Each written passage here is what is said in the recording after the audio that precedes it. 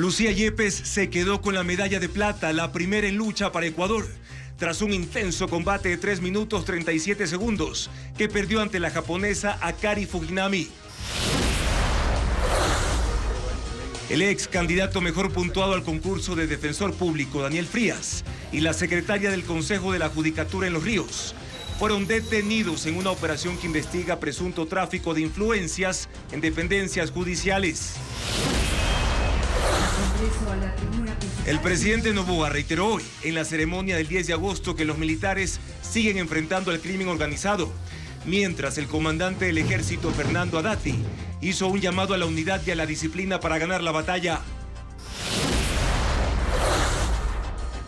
En la cuarta entrega del especial Niños destruidos por la mafia, 2 jóvenes describen a Televistazo cómo funciona el sistema de tatuajes, conocido como plaqueo, que las mafias usan para identificar y controlar a sus integrantes. Nelson Serrano, ecuatoriano condenado a muerte en Estados Unidos, falleció sin lograr que los jueces acojan su versión de que era inocente de un múltiple crimen. El correísmo se quedó con las ganas de censurar a la canciller Gabriela Sommerfeld. El Pleno de la Asamblea Nacional decidió archivar el juicio político porque no hubo elementos que lo sustenten. El policía que fue jefe de seguridad de Fernando Villavicencio fue sancionado por 2 motivos ajenos al asesinato, y a pesar de que él alertó sobre la necesidad de dar más protección al candidato. En Estados Unidos, el Partido Demócrata sorprende porque la candidatura de Kamala Harris, en reemplazo de Joe Biden, despegue en las encuestas y le dan una ligera ventaja sobre el republicano Donald Trump. En vísperas del feriado, Televistazo cuenta en qué provincias se puede practicar deportes de aventura como ciclismo, parapente y más. Buenas noches, amigos. Jueves 8 de agosto, Ecuador sigue sumando preseas al medallero olímpico. Lucía Yepes obtuvo el segundo lugar en los 53 kilogramos de lucha femenina. De Mocache a París, la joven deportista recibió la medalla de plata entre lágrimas. Con este emotivo triunfo comenzamos Televistazo Estelar.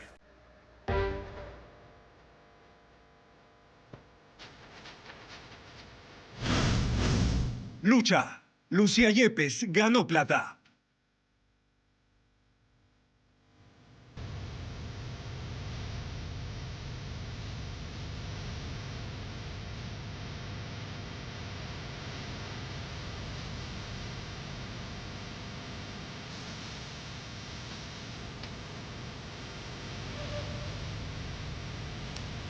Lucía Yepes se convierte en una de las deportistas más importantes en la historia de Ecuador en los Juegos Olímpicos. Ya nos acompañan Teo Pozo y Lili Marquele para resumir esta emocionante jornada de este jueves. Bienvenidos, Teo. Juan Carlos, así es. Ecuador celebra una nueva medalla. Lucía Yepes obtuvo presea de plata y fue conmovedora la premiación en la capital francesa. De esta manera, Luigi nos va a explicar cómo se vivió este momento inolvidable para el deporte ecuatoriano. Adelante, Luigi, te escuchamos. Así es, Teo, Juan Carlos, amigos televidentes, fue una jornada de muchísimas emociones la que vivió Lucía Yepes. La ecuatoriana cumplió con su máximo sueño, ser medallista olímpica, y más allá de la derrota ante Akari Fujinami, cumplió con una extraordinaria actuación aquí en París 2024. Una expectativa en todo el país por ver el combate de Lucía Yepes por la medalla de oro ante Akari Fujinami. También la familia de Lucía vivió con mucha intensidad esta jornada histórica para el deporte ecuatoriano. En la casa de Lucía Yepes, en el norte de Quevedo, la jornada se vivió entre rezos y un optimismo inquebrantable. Desde temprano, familiares y vecinos de Lucía Yepes se reunieron en la sala de su casa a esperar la hora de la competencia. Los minutos de Lucía sobre la colchoneta fueron de mayor tensión. Casi sin respirar, todos estuvieron atentos a la competencia y aunque cayó 10-0 contra su rival, la medalla de plata ya estaba asegurada y Lucía se consagró como la vicecampeona de lucha libre en la categoría 53 kilogramos. Es una medallista de plata. No se pudo con el oro, no es que estamos tristes, estamos muy contentos de todo lo que ella ha hecho, pero vamos, que Lucía ya está en la historia del Ecuador como deportista élite.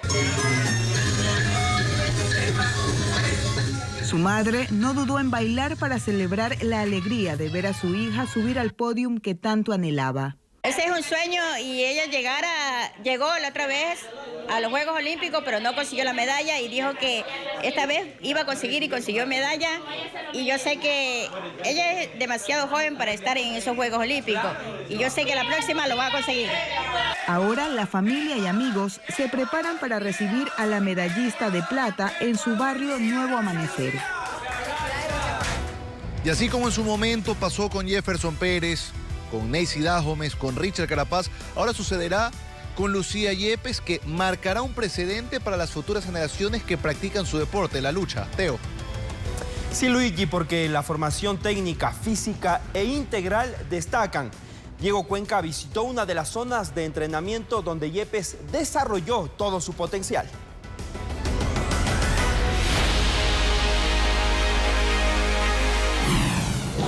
El Polideportivo Huancavilca en el sur de Guayaquil es uno de los escenarios donde Lucía Yepes tejió su trayectoria olímpica. Cuando está en Ecuador sigue entrenando en ese lugar.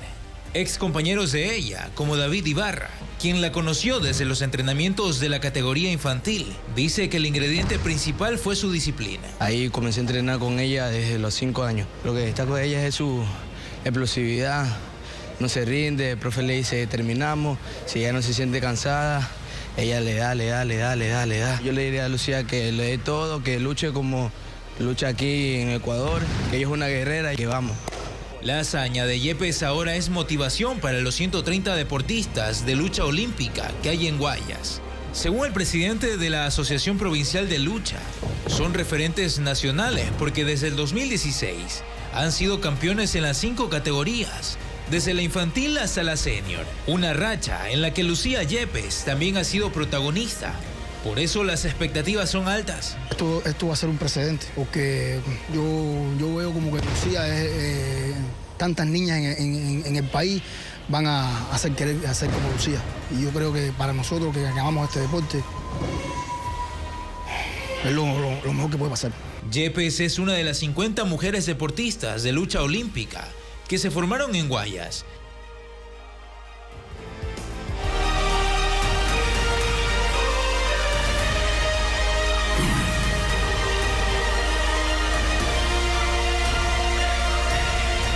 Y de medallista olímpica a medallista olímpica, porque ahora hablamos de la marchista Glenda Morejón, que llegó a Ecuador y fue recibida con un arco de agua en el Aeropuerto Internacional José Joaquín de Olmedo de Guayaquil. La deportista de 24 años fue recibida por sus familiares y también por medios de comunicación. En este momento se está trasladando a Cuenca por vía terrestre. La ibarreña consiguió un diploma olímpico en la competencia de los 20 kilómetros marcha y la 6ª medalla de plata en relevos mixtos junto a Daniel Pintado en la historia de Ecuador en los Juegos Olímpicos. Plata para una gran Glenda Morejón.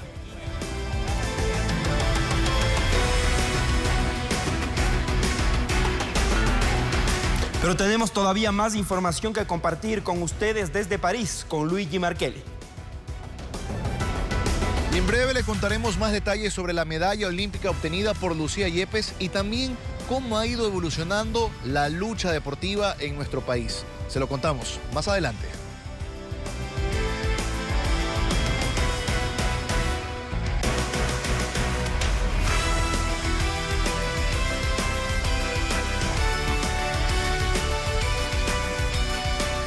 Daniel Rodrigo Frías, ex candidato a defensor público, fue detenido este jueves durante allanamientos que fueron ejecutados en 3 provincias. La Fiscalía investiga un presunto tráfico de influencias dentro de dependencias judiciales, como le informa Luis Alfredo Zúñiga.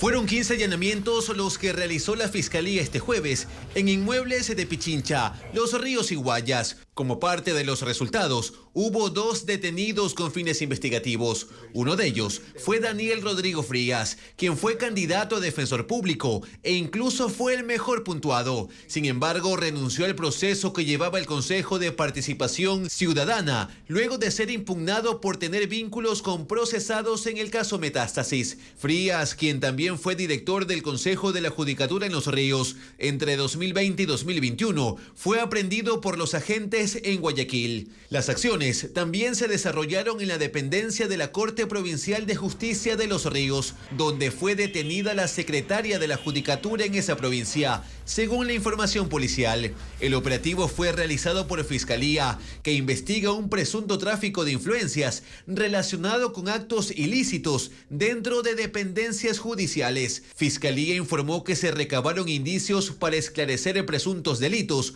contra la eficiencia de la administración pública. Entre ellos están 6 armas cortas y un arma larga, 201 cartuchos de varios calibres, 16 alimentadoras, 6 computadoras, 2 discos duros y documentos. Las Fuerzas Armadas conmemoraron los 215 años del primer grito de independencia y convocaron a la unidad y disciplina para enfrentar a los grupos delincuenciales.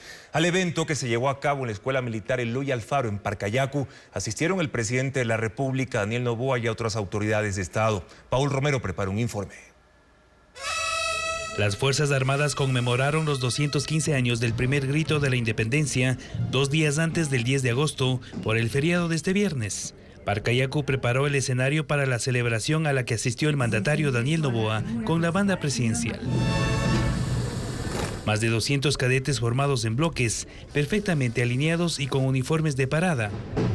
Tropas venidas de provincia, de camuflaje y ubicados en el campo de Marte. Vehículos tácticos, camiones, tanquetas, plataformas cubriendo los accesos principales. La Escuela Militar Eloy Alfaro también recibió en sus tribunas centenares de familiares de los militares y de los nuevos oficiales. La cúpula militar recibió con honores a Noboa y otros invitados, entre ellos el presidente de la Asamblea, Henry Kronfle, autoridades de control, ministros y funcionarios del gobierno, y a Lavinia Balbonesi, esposa del presidente. En un corto discurso que duró 3 minutos con 40 segundos, el mandatario reiteró el trabajo de las Fuerzas Armadas desde enero de este año, cuando declaró conflicto armado interno para enfrentar a las bandas criminales vinculadas al narcotráfico. Ustedes se están desplegando en todo el territorio para desbaratar las estructuras criminales en contundentes operativos que han permitido la detención de peligrosos criminales, también de droga, armas y explosivos, y sé que seguirán haciéndolo hasta lograr la victoria final. Como nunca se ha visto antes en el país, ustedes intervinieron en las cárceles, que eran los centros de operaciones del crimen organizado. Impusieron orden y desmantelaron los beneficios que allí tenían los delincuentes. No especificó datos de los resultados de las operaciones militares, sobre las detenciones de los cabecillas de las bandas, de la cantidad de droga incautada, pero según dijo, el gobierno está ganando la batalla al crimen organizado. El comandante del ejército, Fernando Adatí, se comprometió a continuar con las operaciones militares en contra del terrorismo. Aprovechó la masiva presencia de subordinados para pedir unidad y disciplina. Que debemos actuar siempre con total transparencia, compromiso y justicia. Jamás debemos permitir que se transgreda la disciplina, los valores. En la ceremonia ascendieron 2 generales del ejército. Se graduaron 126 subtenientes de arma de la promoción general Flavio Alfaro. El presidente entregó la condecoración post-mortem Cruz al Mérito de Guerra a los familiares del cabo Daniel Valencia, fallecido en marzo pasado en un ataque del grupo disidente de las FARC en Sucumbíos, en la frontera con Colombia. La ceremonia castrense duró 2 horas y media y Noboa salió caminando junto al mando militar. Y previamente en la mañana, autoridades de Estado llegaron hasta la Plaza de la Independencia en el centro histórico de Quito para colocar ofrendas florales en honor al 10 de agosto de 1809. Al acto cívico acudieron el primer mandatario, Daniel Noboa, el presidente de la Asamblea Nacional, Henry Kronfle, Enrique Pita, vicepresidente del Consejo Nacional Electoral, también la presidenta encargada de la Corte Nacional de Justicia, Daniela Camacho, y el ministro de Defensa, Giancarlo Lofredo. Este sábado se conmemoran 215 años de la histórica gesta libertaria. Descansen. En Estados Unidos, Kamala Harris obtiene una ligera ventaja sobre Donald Trump en las encuestas más recientes. Haber tomado la posta en reemplazo de Joe Biden le dio impulso a la candidatura del Partido Demócrata.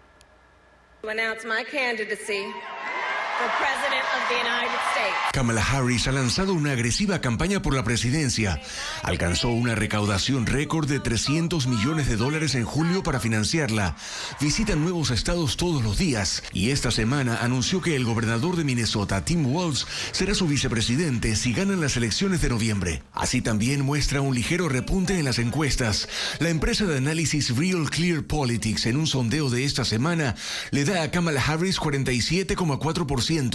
A Donald Trump 46,9%, mientras que CBS pone a Kamala Harris con 50% y Donald Trump con el 49%. Una ventaja mínima que los mantiene aún dentro del rango de empate técnico en la intención de voto, pero que supone un alivio para el Partido Demócrata que hasta el 21 de julio, cuando Joe Biden decidió hacerse a un lado, la tenían como una carrera perdida.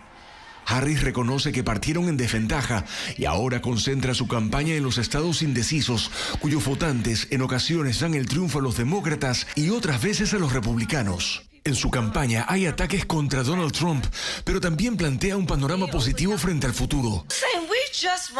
Estamos diciendo que solo queremos justicia, queremos dignidad para todos, reconocer el derecho a la libertad para tomar decisiones.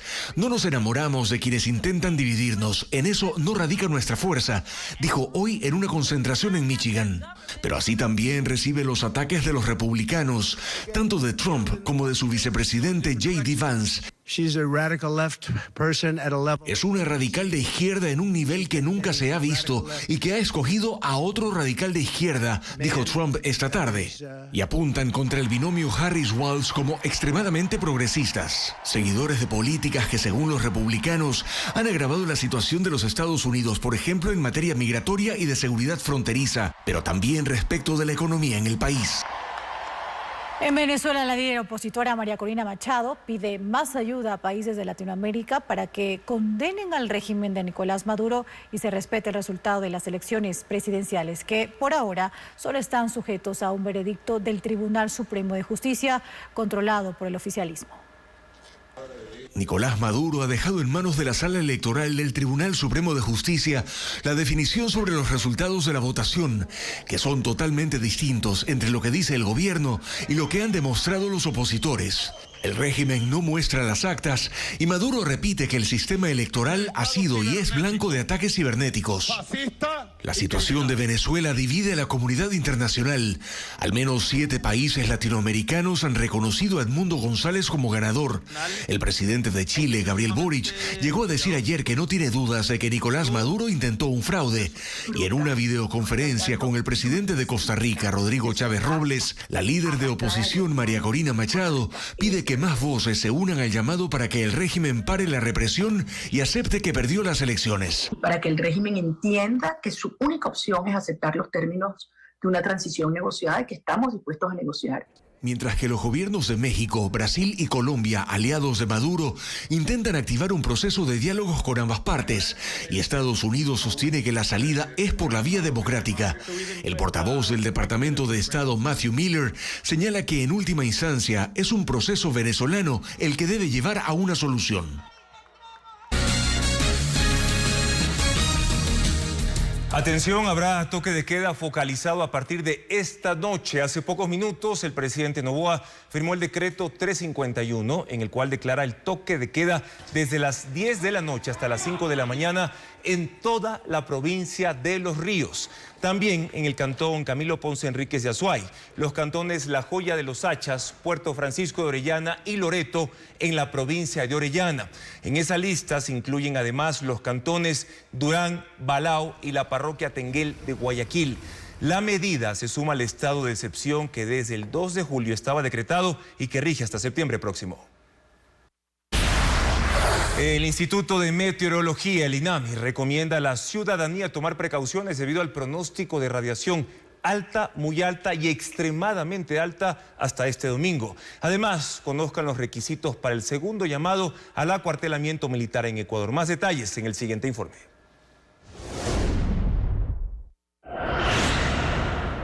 El INAM informó que este jueves Pichincha e Imbabura alcanzarán un nivel de radiación extremadamente alta, mientras el resto de las provincias de la Sierra y Amazonía presentarán un índice muy alto. Por ello se recomendó que en estos puntos las personas eviten la exposición prolongada al sol hasta las 3 de la tarde. Durante el feriado se pronostica que la intensidad de la radiación solar continúe sobre todo el viernes y el domingo. Durante la mañana, Guayas este jueves se ubicó en un índice de 6 a 7, considerado como alto. Sin embargo, en el Asueto se pronostica que aumentará hasta 10, considerado muy alto.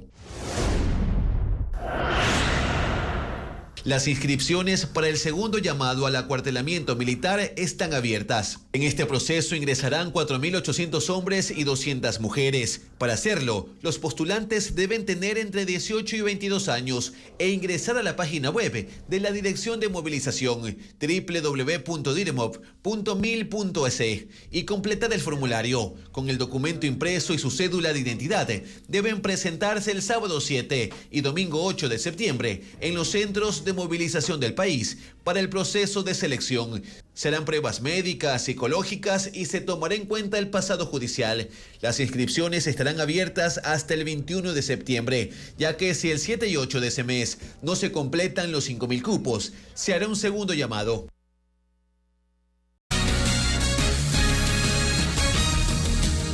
Tres precandidaturas presidenciales se confirmaron en las últimas horas. Los partidos y movimientos políticos que participarán en los comicios de febrero del próximo año ya ultiman detalles previo a sus convenciones nacionales. Luisa María Heredia tiene las novedades. A horas de que inicien los procesos de democracia interna, los partidos y movimientos políticos que están habilitados para participar en la contienda electoral del 2025 definen las precandidaturas. Revolución Ciudadana, por ejemplo, ya decidió que Luisa González sea nuevamente su carta para, una vez más, intentar recuperar la presidencia, con lo que la prefecta de Pichincha, Paola Pavón, quedó descartada, en tanto que el consejero de Participación Ciudadana, Augusto Verduga, y el ex titular del Consejo de la Judicatura, Gustavo Yalc, quienes también fueron considerados como posibles precandidatos a la presidencia, quedaron como alternativas para completar el binomio. Aunque de una potencial alianza con el movimiento Reto, ha surgido otra opción vicepresidencial. El concejal de Guayaquil y presidente de la agrupación política, Raúl Chávez. El Partido Social Cristiano, por su parte, confirmó que su aspirante a ocupar el sillón de Carondelet será el presidente de la Asamblea, Henry Kronfle. La legisladora Dayana Paisley completará el binomio. El movimiento Creo ratificó también a Francesco Tabaqui, quien fue gobernador del Guayas, como el precandidato presidencial de la agrupación política. Y ahora estudia perfiles para determinar quién lo acompañará. El oficialismo, que tendrá su primera convención nacional este viernes 9 de agosto, ya eligió a quien formará binomio con el presidente Daniel Noboa, que irá en busca de la reelección, pero mantiene el nombre en reserva. En esa lista de emocionadas, además de algunas ministras y funcionarias de Estado, se incluyó a la jefa del bloque legislativo de Acción Democrática Nacional, Valentina Centeno. ADN ahora se enfoca en completar las listas de precandidatos asambleístas, tanto nacionales como provinciales. Entre los precandidatos por Guayas estará el ministro del Deporte, Andrés Gushmer. Centro Democrático decidió no esperar más a que se concrete la unidad de izquierda y movió sus fichas. Su fundador, Jimmy Jairala, quien antes había anunciado su precandidatura a la presidencia, encabezará la lista de candidatos asambleístas por el distrito 4 de la provincia del Guayas y no presentará una carta propia a la presidencia si se suma a la alianza que se cocina entre Reto y la Revolución Ciudadana. El empresario ecuatoriano-estadounidense Nelson Serrano, condenado a pena de muerte en los Estados Unidos, murió de un infarto en ese país. Fabiola Santana con la ampliación de esta noticia y los detalles de su caso en el ámbito judicial. Nelson Serrano, ecuatoriano sentenciado a pena de muerte en Estados Unidos, falleció por un infarto este miércoles en un hospital de Jacksonville, según informó su abogado Oscar Vela en la red social X. El empresario nacionalizado estadounidense fue acusado del asesinato a tiros de 3 hombres y una mujer en una planta de manufactura en Bartow, condado de Polk, Florida, en diciembre de 1997, aunque según sus abogados y familiares, algunos hechos y evidencias señalaban que no tuvo relación con el crimen. Alegaban que el día del tiroteo no estuvo en Bartow, sino en Atlanta, pero nada de esto revirtió la pena. En octubre de 2006, el jurado lo declaró culpable y sentenció a pena de muerte. 9 meses después, una jueza decidió que se ejecute mediante inyección letal. Desde entonces ha estado en el corredor de la muerte, como se conoce a las celdas donde están los condenados a muerte. Cuando aún no era procesado, Serrano estaba en Ecuador. En agosto de 2002 fue detenido por orden de un intendente de policía en el gobierno de Gustavo Noboa y fue deportado a Estados Unidos, según su familia, de manera ilegal, violando el tratado de extradición. El mes anterior, la familia de Serrano alertaba de que el empresario tenía un tumor en el cerebro, que lo tenía inmóvil y con complicaciones en sus pulmones. Serrano murió a los 85 años. Un periodista se enfrentó a un grupo de militares que disparaban contra su equipo en Nairobi, Kenia, mientras cubría una protesta contra el gobierno fuertemente reprimida. Reporteros Sin Fronteras ha denunciado que las fuerzas del orden de ese país agreden a los comunicadores con total impunidad. Melis González con las imágenes. Una lluvia de gases lacrimógenos y perdigones cayó en el centro de la ciudad de Nairobi durante una manifestación contra el gobierno de Kenia. Periodistas cubrían la protesta mientras los disparos se escuchaban cada vez más cerca de ellos. Este reportero de CNN estaba en un enlace en vivo, cuando de pronto fue alcanzado por el fragmento de una bomba lacrimógena.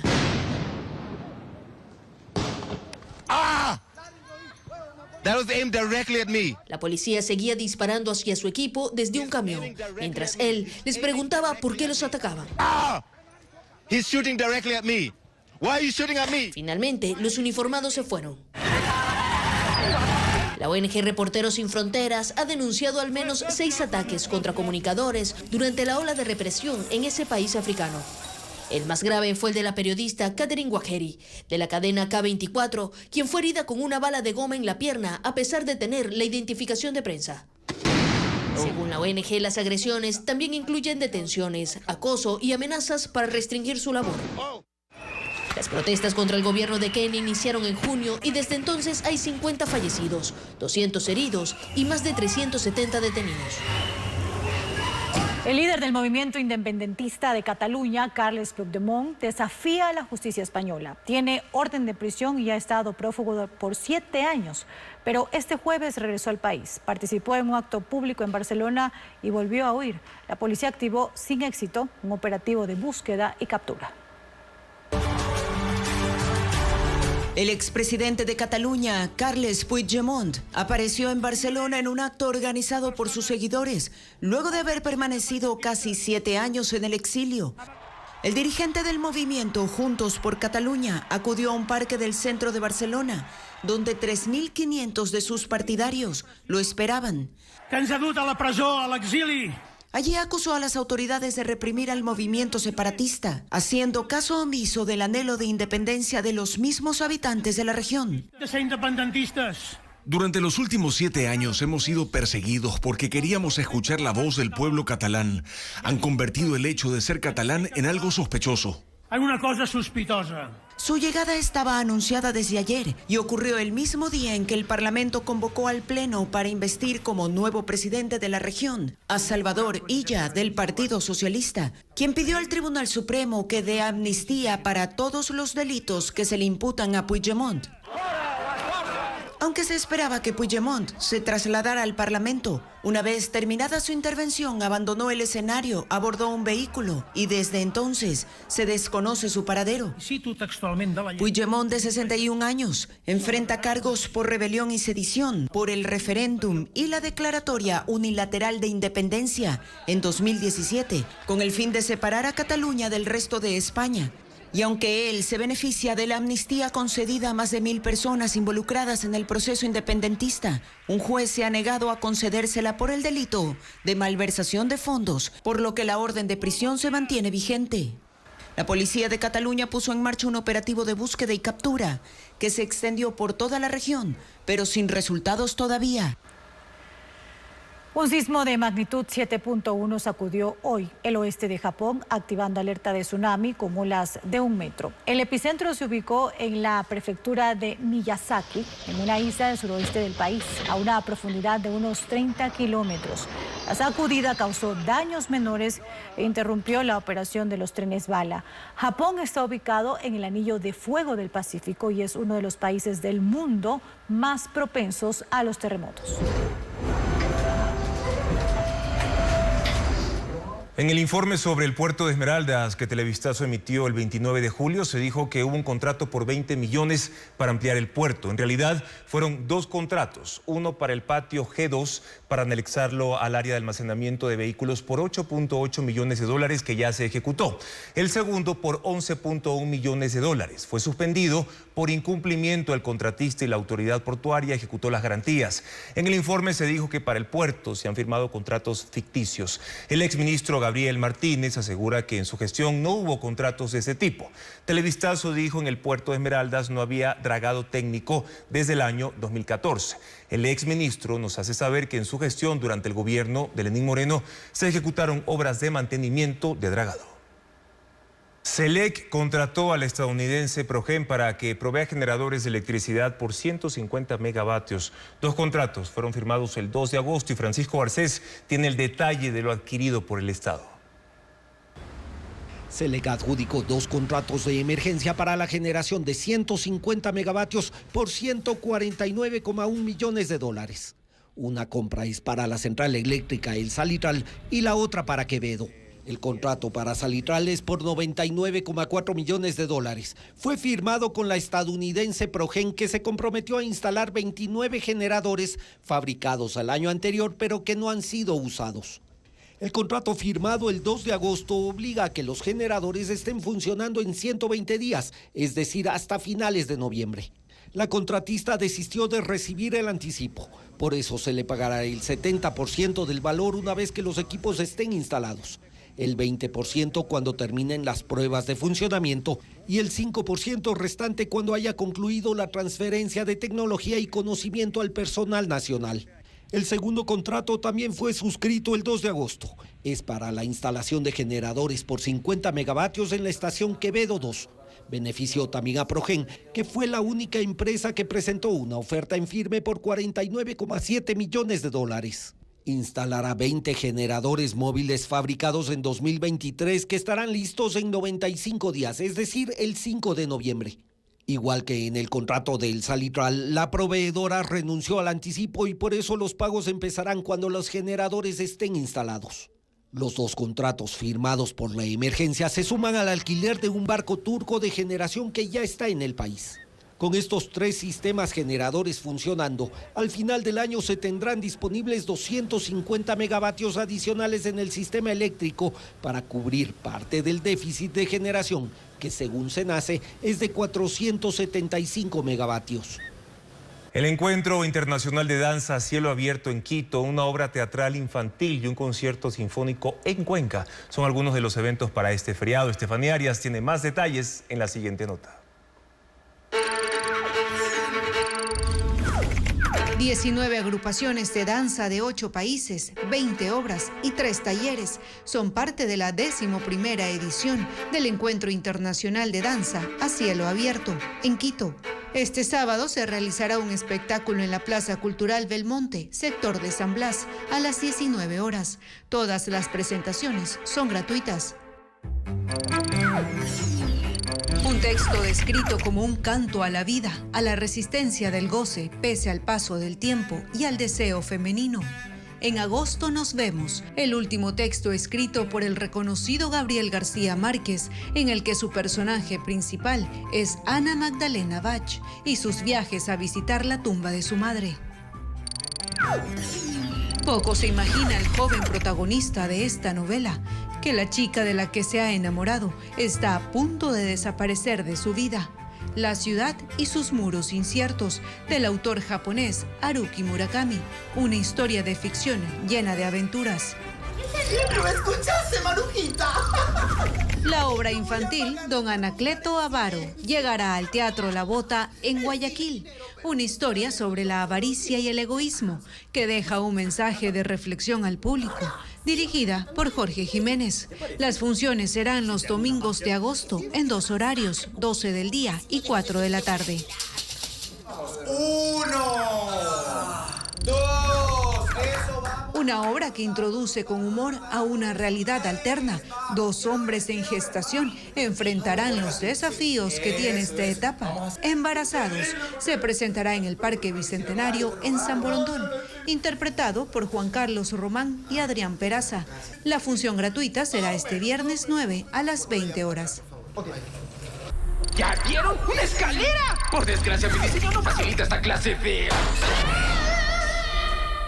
Basada en una serie de videojuegos, Borderlands, protagonizado por Cate Blanchett, que interpreta a Lilith, una malvada cazarrecompensas que regresa a Pandora para encontrar un tesoro escondido en una cámara secreta.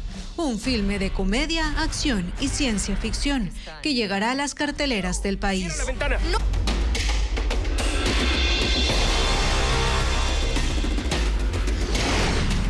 Villavicencio, el crimen sin autor.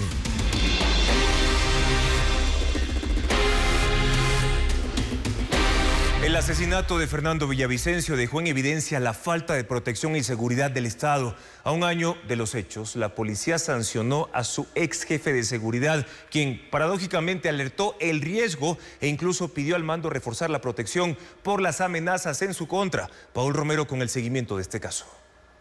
El asesinato del ex candidato presidencial Fernando Villavicencio el 9 de agosto de 2023 en Quito develó la falta de seguridad y protección de la policía. A un día de cumplirse el año del crimen que estremeció al país y sacudió el tablero electoral, las investigaciones administrativas internas en la policía recayeron en un solo oficial, el capitán Cristian Ceballos, jefe de seguridad de Villavicencio. Él fue sancionado por falta grave en 2 investigaciones. Una, acusado de entregar información confidencial a Villavicencio sobre la ex candidata presidencial Luisa González. Otra, por no activar el botón de pánico de forma permanente para los operativos de vigilancia en la zona de residencia de Villavicencio. 2 casos que no tienen relación con los hechos ocurridos el día del asesinato. Según el abogado del oficial, le sancionaron en represalia a las pruebas que presentó en el proceso disciplinario que comprometen al mando policial por la falta de atención a sus requerimientos para proteger a Villavicencio. Ceballos, en un oficio del 2 de agosto de 2023, 7 días antes del asesinato, pidió a la Dirección de Operaciones de la Policía unidades tácticas, operativas e inteligencia en cada una de las zonas y subzonas a las que se traslade Fernando Villavicencio, candidato a la presidencia, en consideración del alto índice de riesgo del 98%. ¿Estos servidores policiales recayeron en una conducta omisiva? La respuesta es sí. ¿Se ha realizado algún tipo de investigación por parte de la Policía Nacional? La respuesta es no. Existe un espíritu de cuerpo. No puede la Policía Nacional tapar esto. El señor oficial tiene unas grabaciones en la cual pues le manifiesta un señor general de la policía en aquella fecha que no le pida unidades especiales para el señor Fernando Villavicencio, que no le pida más medios logísticos, que ya no lo moleste, que si pasa la segunda vuelta le va a dar. Caso contrario, no lo va a hacer.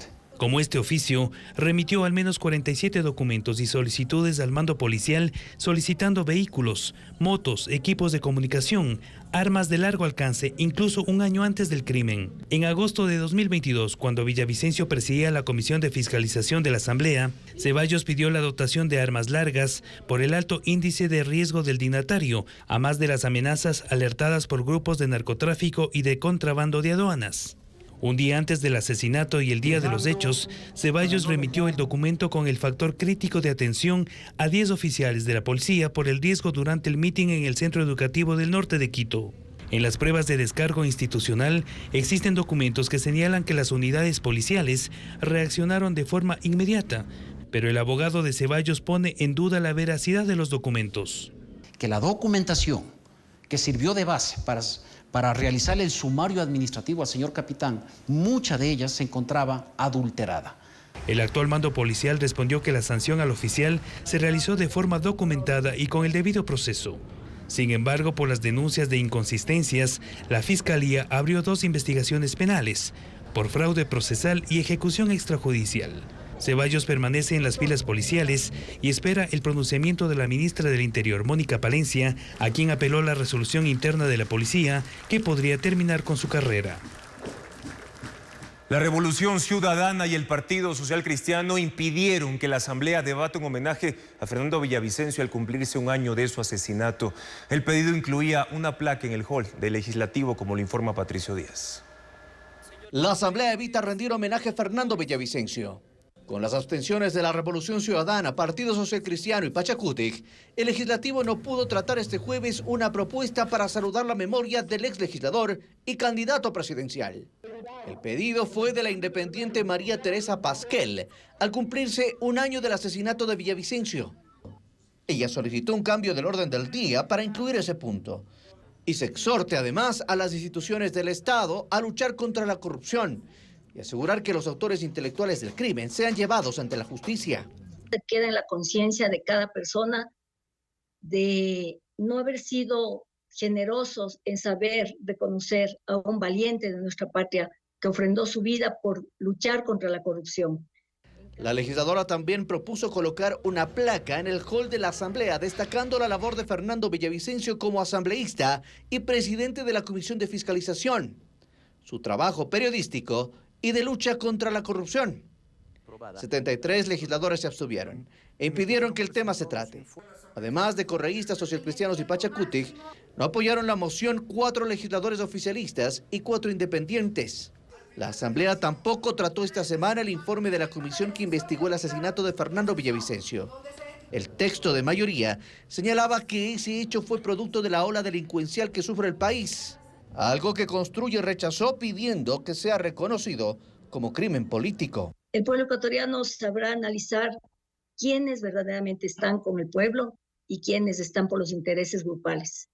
Se espera que ese informe sea tratado de manera presencial la próxima semana.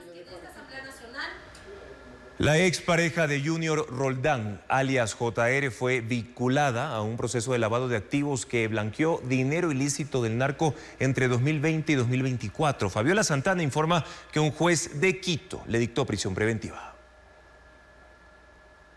La Fiscalía continúa tras la red que blanqueó $3 millones de Junior Roldán, alias JR, cabecilla de los choneros, supuestamente asesinado en Colombia el año pasado. Los involucrados son familiares y parte de su círculo cercano. Este miércoles fue vinculada al proceso de lavado de activos denominado Blanqueo JR, su expareja de nacionalidad colombiana, Lady Restrepo Hernández. El juez le concedió 72 horas para que comparezca, caso contrario, emitirá orden de localización y captura. Ordenó la prohibición de vender una casa en el Cantón El Triunfo, el secuestro de un carro y una moto y la suspensión de la empresa Big Maren, que según la Fiscalía sirvió de fachada para movimientos ilícitos. El proceso penal se inició el 30 de abril con la detención de 6 personas, entre ellos Lisette Hernández y Asael Roldán, otra expareja y el hijo del delincuente. Según las investigaciones, manejaron un total de $5 millones del narco que provenían del tráfico de drogas, armas y sicariato. Lograron ingresar al sistema financiero nacional $3.3 millones mediante la constitución de empresas y compra de bienes. La nueva vinculada era quien conseguía testaferros y administradores de bienes para lavar el dinero. La investigación se extenderá 30 días.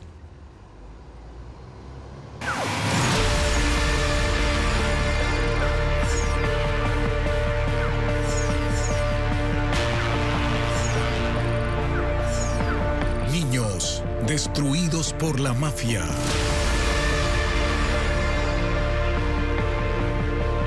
En este cuarto reportaje de la serie Niños destruidos por la mafia, hablan 2 adolescentes que han sido marcados por los integrantes de la organización criminal.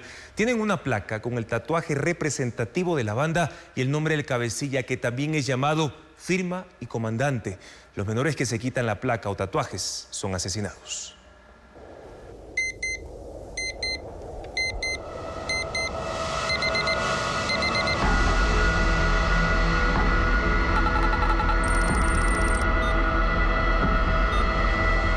Tatuajes, además de de ser una placa que usan específicamente a la organización a la cual pertenecen. También se les agrega cuando han cumplido algún tipo de misión, sea cuando ya han matado, pueden ponerse botitas, pueden ponerse crucecitas. Entonces hay rangos que ellos deben de cumplir y hay acciones que ellos deben de hacer para ir subiendo estos rangos. Entonces los tatuajes es una evidencia visible para los demás compañeros del rango en el que están. La placa es el tatuaje directo del grupo al cual pertenece.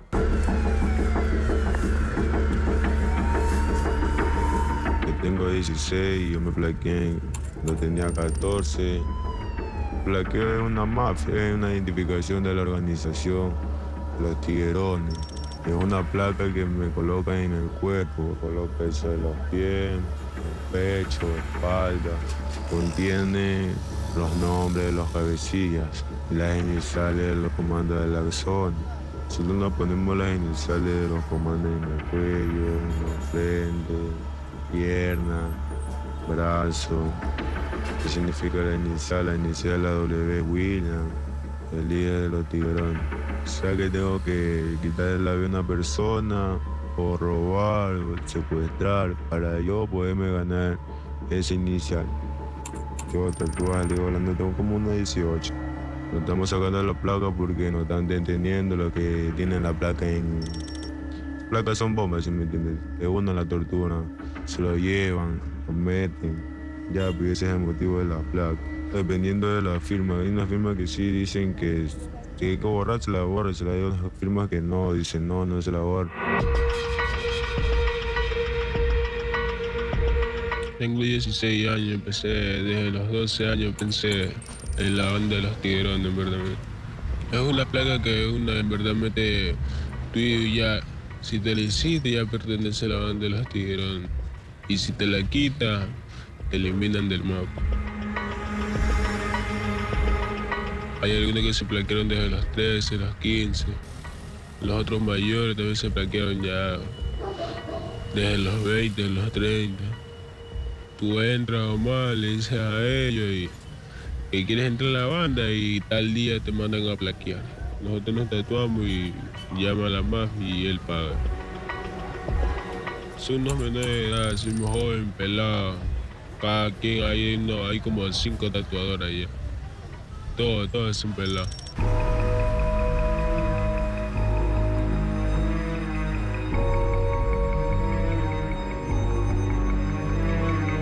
El final es la muerte, pues. Así que si tú haces una falla, ahí mismo ellos te matan. Pero si tú te vas a meter a otro lado, te pican, pero te matan porque eres plaqueado, pues te descuartizan, tenés el mismo.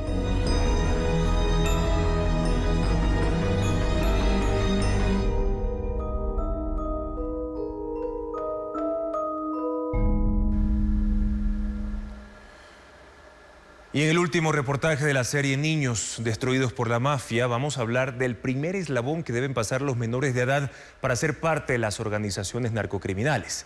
Las bandas buscan a niños y adolescentes consumidores de cocaína. En otro tema, el Pleno de la Asamblea Nacional archivó el juicio político contra la canciller Gabriela Sommerfeld.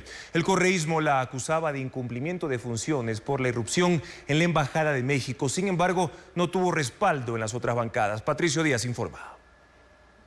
La canciller Gabriela Sommerfeld no va a juicio político en el Pleno. 76 legisladores decidieron que el proceso en su contra sea archivado. Solo 44 votos correístas trataron de mantener con vida el juicio. La canciller fue acusada por la Revolución Ciudadana de incumplimiento de funciones por la irrupción policial en la Embajada de México, que terminó con la detención de Jorge Glass. Esa bancada insistió ante el Pleno que esa decisión rompió convenios internacionales y afectó al país. Quedó absolutamente claro que no hay excepción, que las misiones diplomáticas son inviolables y que rompieron tanto tratados internacionales también como leyes ecuatorianas. El oficialismo mocionó el archivo del juicio. Entre las razones señalan que la asambleísta interpelante Yajera Urresta no pudo sustentar sus argumentos porque la canciller no tenía facultad para decidir el ingreso a una sede diplomática. Además de que otros temas están siendo tratados en una corte internacional. Es decir, este momento ni la Asamblea Nacional de Ecuador ni otro estamento puede pronunciarse porque es un tema internacional directamente vinculado con la soberanía del Ecuador. Y sin respaldo a su postura, la Revolución Ciudadana intentó convencer al resto del Pleno con acusaciones contra la funcionaria que no estaban en el proceso. Al final, el Partido Social Cristiano, Construye y los Independientes confirmaron su posición de no apoyar el juicio y votaron por el archivo. 4 de las 5 legisladoras de Pachacuti se abstuvieron, además de un legislador social cristiano, uno de Construye y la oficialista María Fernanda Araujo. Así, la Asamblea cerró el capítulo de la canciller. Ahora se inicia el proceso político contra la ministra del Interior, Mónica Palencia, entre otros temas, también acusada por la irrupción en la Embajada de México. Un nuevo estudio científico reveló alarmantes datos de cómo el cambio climático afecta al arrecife más grande del planeta. Valeria Navarro explica por qué se produce el blanqueamiento de los corales. El arrecife de coral más grande del mundo corre riesgo por el aumento de temperatura en el mar. Según un estudio de 5 universidades, la gran barrera de coral australiana está perdiendo sus colores. El blanqueamiento se evidenció en este verano austral. El 73% de los arrecifes presentan daños.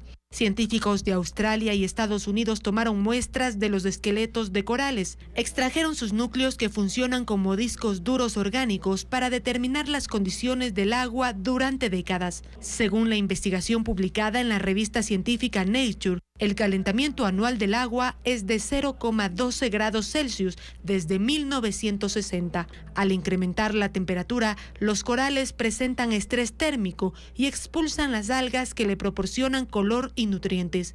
Sin las algas, los corales mueren. Los años más cálidos durante los últimos 4 siglos han sido 2016, 2017, 2020, 2022 y 2024. La gran barrera de coral es del tamaño de Italia. Puede dejar una huella 10 veces mayor a los ciclones tropicales extremos por su impacto en el ecosistema marino. Los científicos señalan al cambio climático como la principal causa de blanqueamiento de corales y solicitan cooperación internacional para una intervención urgente.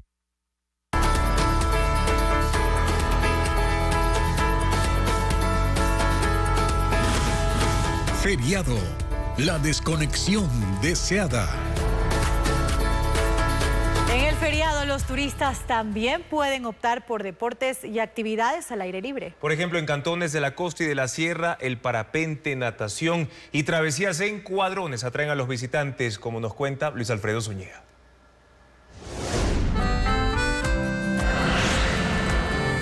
Una vista privilegiada de Quito desde el aire. Eso es lo que le espera a los turistas que en este feriado llegarán a la capital y opten por el parapente, un deporte de aventura que ofrecen al menos 5 empresas con 30 instructores. Los visitantes con los equipos listos parten desde el Cerro del Lauqui o el teleférico y durante 15 minutos disfrutan del panorama mientras graban su experiencia.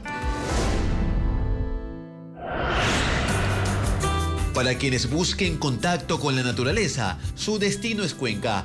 A caballo se puede recorrer los páramos de las parroquias Tarqui y Victoria del Portete. Haciendas y operadores turísticos ofrecen a los visitantes recorridos de 2 a 5 horas, mientras aprecian los atractivos naturales en un ambiente de calma.